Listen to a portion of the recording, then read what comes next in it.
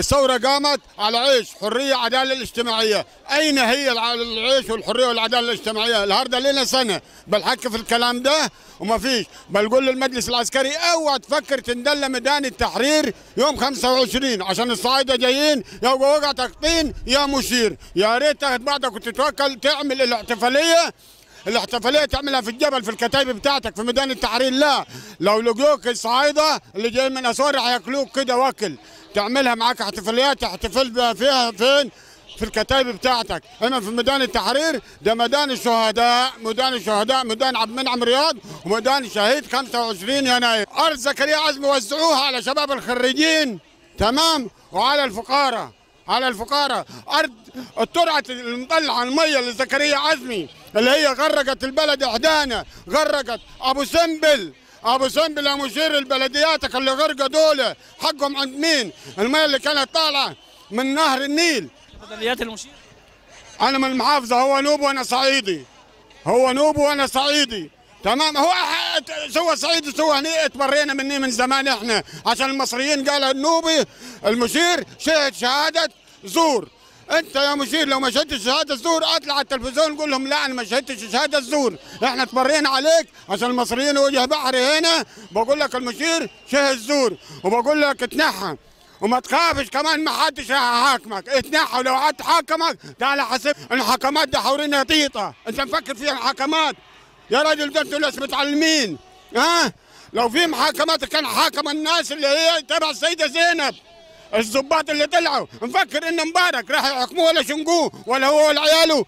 طيب بالعقل هو مبارك مين راح يحاكموه؟ حكموه عبيده؟ مين اللي معين الحكماء والقاضيين والمحامين دي؟ معقول احكم لهم واحد قلبان زي حالاتي لو حط ايده في جيبها طلع لك 10 جنيه؟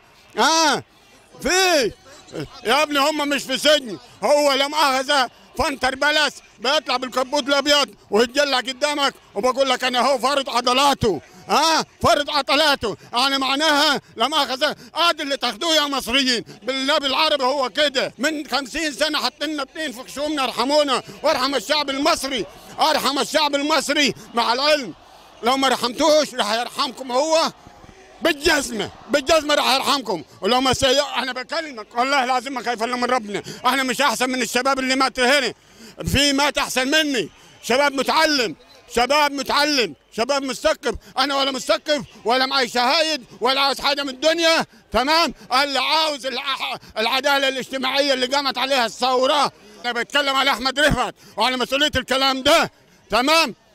النهارده لنا سنه ما تحكموش ليه؟ خايف من مين؟ مين مهددك؟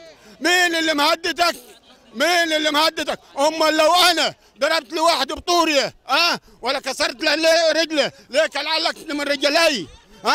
ده القضيه مهلهله، ناس مصر بقول القضيه مهلهله، فهموا لي ليه مهلهله؟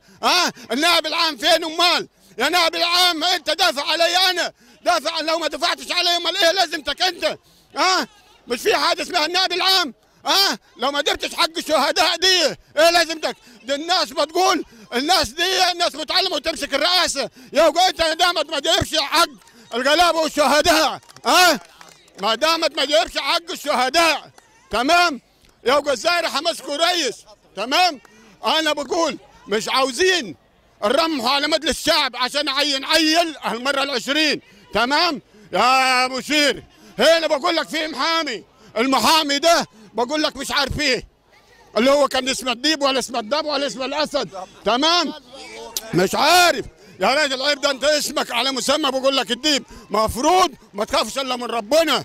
الناس دي اللي ماتت في مصر وفي الصعيد وفي جميع ميادين مصر، مش في ميدان التحرير بس.